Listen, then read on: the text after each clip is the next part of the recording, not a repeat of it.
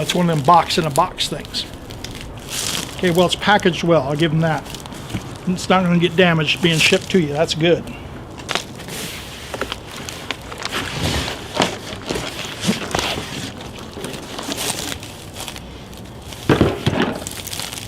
Okay, so we got it out.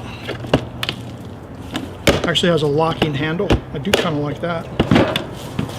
And we got to put the handles on it yet too, on both sides. So we'll get down and do that. Got a user manual. Here's our AC adapter and a accessory adapter for an automobile or for a jackery like we have, and we're going to use it with that as well.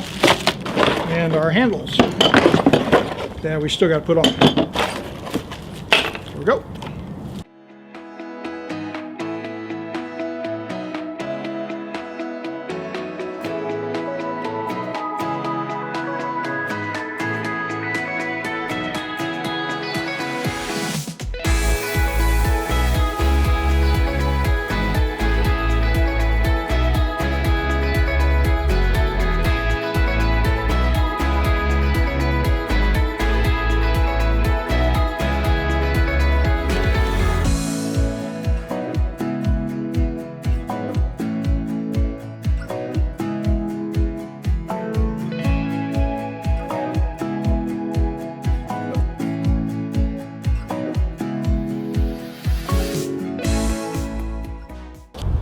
Okay, so just want to do some comparisons here in physical size.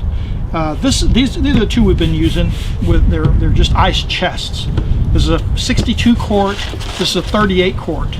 So the new Setpower we got is a 42 quart. So you can see it is pretty much in between there. When you open it up, there's not a lot of difference between the 38 and this, because I mean 4 quarts is just like 4 mason jars is all. But when you consider the ice factor, I had to look it up because I really wasn't sure about ice. You know, how much is like a 10-pound bag of ice? Because we usually get a 10 or a 20-pound, depending on how far we're going. Like this one, we usually get a 20-pound. But a 10-pound bag of ice is anywhere from 5 to 8 quarts, depending on the ice. If it's shaved or crushed, it's more. It takes up more space because there's not as much air in between the ice. If it's like the chunks, the squares, there's space between the ice, so you know there's not as much quarts. So really, you take like a 38 quart, put 10 pounds of ice in there, we've just lost, you know, 5 to 8 quarts of our space in there. So our 38 quart can actually be down to 30 quarts at worst. And you know, the same with this, that could bring our big one down to 54 quarts. So this sits us right in between, and without losing capacity because of the ice before turning it on. Okay, let's talk about the power for a minute. So if you're going to use it in your vehicle and you're going to plug it into the accessory adapter, this is what you use, and then this side here goes in the refrigerator. However, if you're going to use the AC adapter and plug it into like a 110 outlet, you're going to use this, and this is obviously goes into your wall socket, but you're still going to use your car adapter. It's not, they don't have a separate plug for it. So no matter how you use this, you're always going to use the car adapter, and you're going to use it by plugging it into that with your AC adapter. Okay, so we're gonna power ours up with an AC adapter on 110. I brought an extension cord out here just so we didn't have to move this whole operation indoors. So we'll plug this in. There's your fuse too, by the way, if you're wondering where that is. So you plug that in. We're just going to plug it in like you would into a wall outlet, and then we've got power. Okay, so we're energized. Going to turn it on, and there you go. So it's on. It's set at max mode right now. I guess that's just default. It has an eco mode as well. Now, I did read through the instructions on this because I kind of wanted to see, you know, how do you use the refrigerator. Max mode is going to be there. I just felt the compressor kick on. Max mode is going to be if it's hot outside, or you're trying to get the cooler to go to the whatever operating temperature you set it at quick.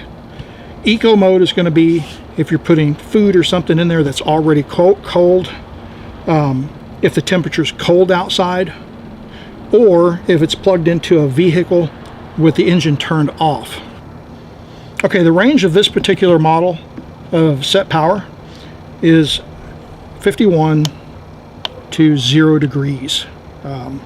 They have different ranges depending on which refrigerator you get, which model, but this works for us, 50 degrees. So I'm going to set ours down to a little bit, to like 33. We'll leave it there. Okay, so it's sitting at 59 degrees. It goes up to 60, 59. It's sitting out in the sun right now. I did set it to 33, as you saw just a minute ago. If you want to see what your setting is for temperature, just push your button. That's what we've got it set to, is 33. So something I noticed right away is when I felt the compressor kick on, it kind of shook a little bit, and I've got my hand on it, I can feel it running, but I cannot hear it at all, which I'm really super impressed with. It's not like a refrigerator in your house or something that you can hear it kick on. I don't hear anything, and I'm really happy about that. All right, we haven't looked in here yet, so while it's running, let's go ahead and open it up. This is kind of cool. I didn't notice this before. It has a light, on, off, on, off. Got a basket in here. I guess put your different things on the website. It shows like organizing your canned goods and stuff like that. Oh, this is kind of cool. So you can make like one big basket, and then way down in there, it's got like some little round circle things, maybe to put, I don't know, like a 2-liter bottle of soda or something like that, possibly. That's what I'm guessing. It's in the Jeep. Just wanted to give you like a size idea of like how much space it takes. Keep in mind, this is a 2-door JK, not a 4-door. So, I mean, we just don't have a lot of room in here. Okay, so just be aware also that when you put this refrigerator in a vehicle, to make sure that you keep those vents open so it can breathe. Okay, so we're gonna do a voltage test with the refrigerator in the Jeep. So right now the refrigerator is turned off, and we're sitting at 12.19 volts, 12.2 volts. That's normal for a battery. So now what we're going to do is we're going to turn the unit on in eco mode first, wait for the compressor to kick in and see what the voltage changes to. So just kicked on. All right. I don't know if you heard that. My wife said the compressor just kicked on. You can see the voltage is dropping. So we lost about, what, 0.2 volts. So now I'm going to have her kick it over to max.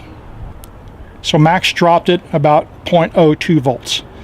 It looks like it's holding steady at 11.98 volts. And the Jeep engine isn't even on. So that's not drawing anything really from your battery. I'm really happy about that.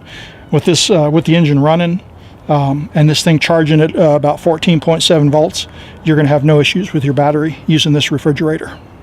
It's off, and we're back up to what, 12.09, 12.1. So there you go. Guys, that's about it. We put the Setpower through a whole bunch of stuff today. Driving on a beach is not just a drive in a park, you know, on a smooth road. It's rough. And we were pretty hard on that Setpower today. It kept our food cold all day. Had a great meal last night because of it. I'd recommend the Setpower freezer refrigerator to anybody. We had absolutely no issues with it. What a great product.